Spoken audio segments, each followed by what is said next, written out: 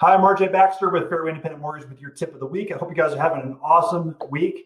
And I wanted to talk this week about a topic that's on a lot of home buyers' minds, and that is appraisal gaps. I want to explain what an appraisal gap is if you don't understand this concept. And if you're out there looking at homes and making offers, you probably have heard this term, and you may or may not fully understand how that affects your financing. I'm going to talk about it specifically in relation to your mortgage financing, because this is something that's common on contracts these days. A lot of offers, if you've been making offers, you know what I'm talking about. A lot of offers have appraisal gaps to make your offer more appealing to the seller, because then the seller doesn't have a risk of, if the appraisal comes in low, they have to come down on the price. So that's the purpose of an appraisal gap, saying that if the appraisal comes in X number of dollars below the sales price, you're going to accept that value and not renegotiate with the seller for the purchase price.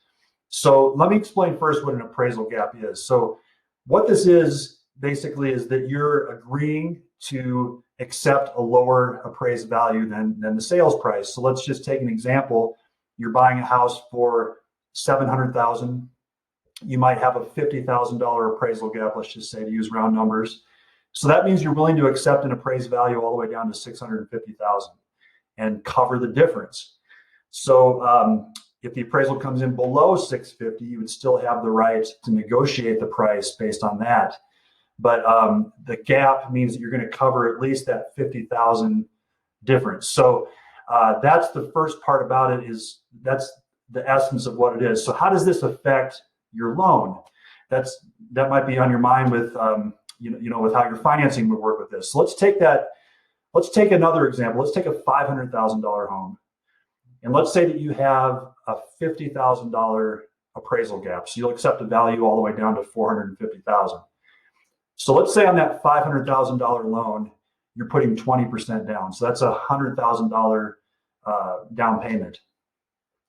Now let's say the appraisal comes in at $450,000. So it's the worst case scenario. It comes in way low. So what this means is, as a lender, we have to lend on the lesser of the sales price or the appraised value.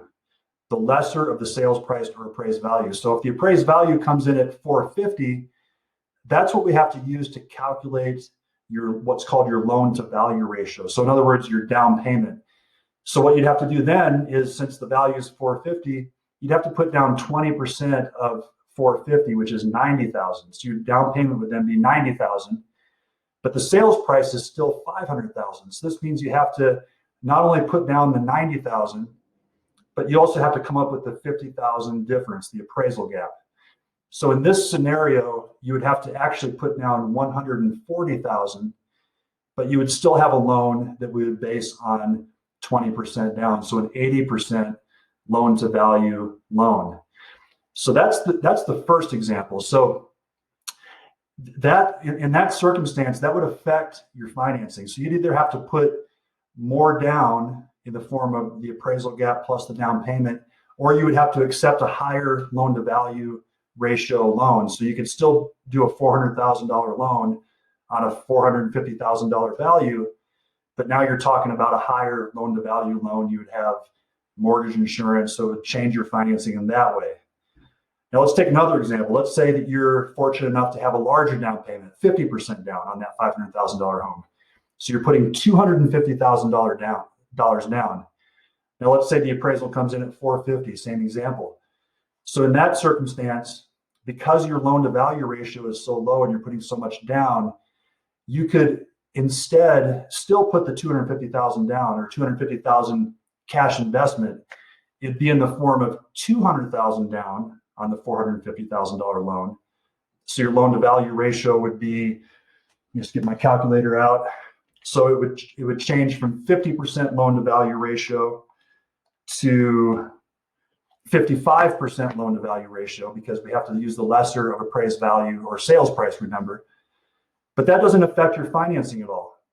So you don't have to put more down based on the $450,000 as a larger percentage down. You could put $200,000 down on the $450,000 value plus the $50,000 appraisal gap for a total of $250,000. So in that scenario, that does not affect that home buyer's loan, the structure of their loan as far as how much cash they're bringing to closing and what their loan terms are. So hopefully that helps to clarify how appraisal gaps work. But if you have any questions, it can be a confusing concept. Just give me a call, text, or email. Definitely here to answer that question or anything else for you. And if you want to run some numbers on your scenario as well, happy to do that as well. So just reach out.